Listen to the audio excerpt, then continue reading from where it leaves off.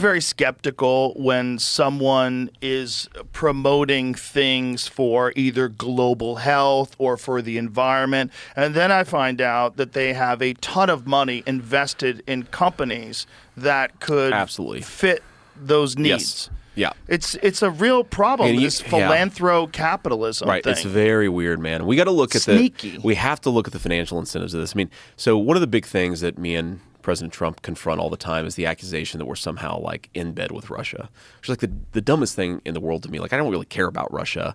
I just don't think we should have a nuclear war, like writ large. I'm very anti-nuclear war. That sounds reasonable. Thank you. Appreciate that. And one of the things they never interrogate is who is the biggest funder of the green energy movement in Europe?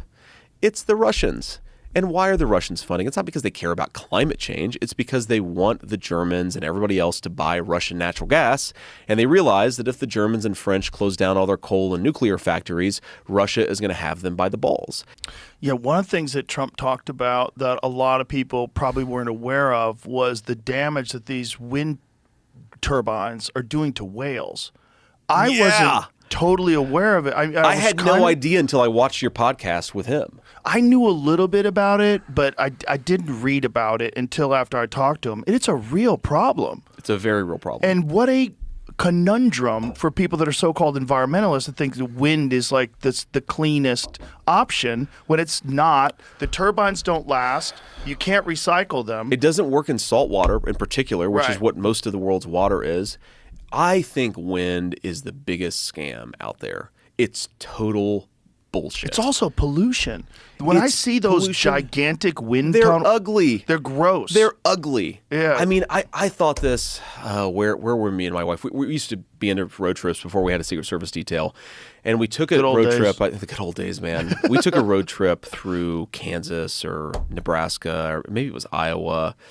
It was one of the, I mean, we went through all three of those states, but I can't remember where. You just go for miles and miles and you see nothing but wind turbines.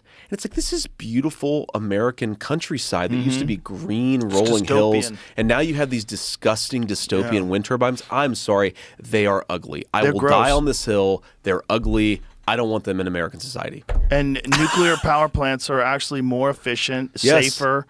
And you don't have the problem, like we think about the problems of nuclear waste. Like they've kind of sorted a lot of those out. They haven't sorted out the problems of getting rid of these turbines. No, they haven't. Not at all. I have a buddy of mine who lives in South Texas, and I went to visit him, and you drive down there, and it's like an hour of turbines.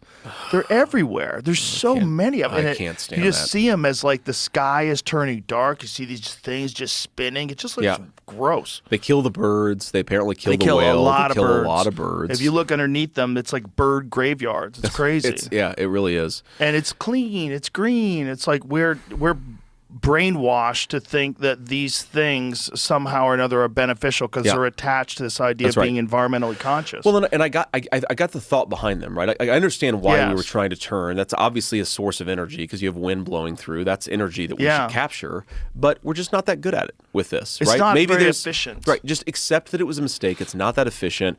The political or the environmental costs are pretty significant.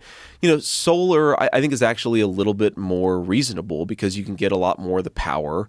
They last a little bit longer. They're not nearly as ugly. And you can put them in places where people don't, frankly, want to live that much anyway, like in deserts and things like that. Well, they do those roofs now. Like Tesla does a solar roof, which is solar fantastic. roofs I think that's a great way, right? That's just empty space.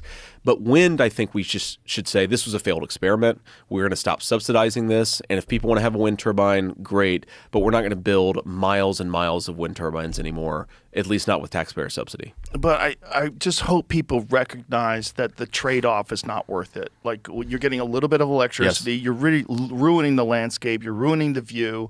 You're killing birds. You're messing up whales. And those things don't last that long. And then when you got to get rid of them, you got to put them in a landfill. Like the whole thing's bananas. It's totally bananas. And again, we focus on the carbon footprint thing, and we don't talk about the fact that there are these massive environmental hazards. It goes back to the distracted politics versus the real stuff. And we should be talking about the real environmental consequences of wind power.